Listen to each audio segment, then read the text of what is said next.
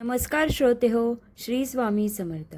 संजीवनी स्वामी कृपेची भाग 1 यामध्ये आपले स्वागत आहे. या पुस्तकामध्ये आपल्याला स्वामी कृपेची अनुभूती जाणून घ्यायला मिळेल.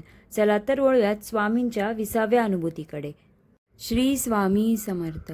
आज्ञेविना काळना नाही त्याला, निज भक्तांसी पदोपदी धरुणिया हाते चालविती, अगम्य संकटे येती परी स्वामीच दयाळू निवारती. याचा अनुभव मला 4 मे 2005 रोजी आला. माझ्या लग्नाच्या वाढदिवस होता. माझे पती व मुलगा अजय, मुलगी रश्मी व माझी बहीण कमल असे आम्ही 5 जण रात्री बाहेर जेवायला गेलो. माझ्या जाऊबाईंनी व दिरांनी भेटवस्तू दिली होती.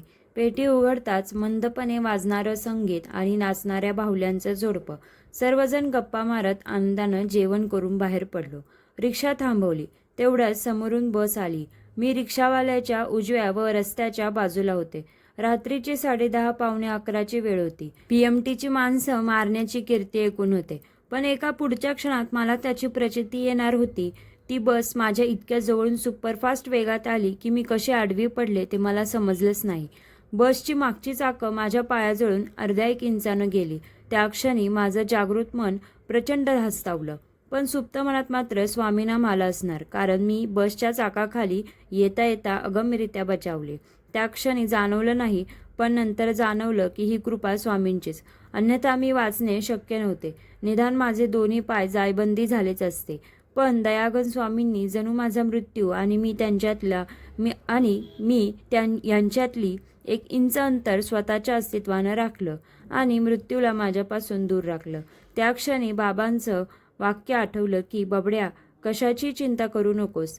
आसक्तीतील सक्ती सोड, मग आस लागेल. स्वामींचा ध्यास लागेल आणि मग अंतर्मनात स्वामी नामाचा श्वास जागेल. तेच घडलं. तसंच घडलं. म्हणूनच मनात येतं, श्वासात स्वामी, ध्यासात स्वामी, चराचर कणाकणात आहेत स्वामी. आता न उरले माझे आणि मी, जीवनाचंच अवघे झाले स्वामी. श्री स्वामी समर्थ. श्रोते हो, आजच्या अनुभूतीनुसार स्वामींचं होऊन जाणं म्हणजे काय याची प्रत्यक्ष अनुभव येतो. पुढच्या अनुभूतीसाठी चॅनलला लाईक करा, शेअर करा आणि सबस्क्राईब करा. भेटूयात पुढच्या अनुभूतीमध्ये. दिगंबरा दिगंबरा श्रीपाद वल्लभ दिगंबरा.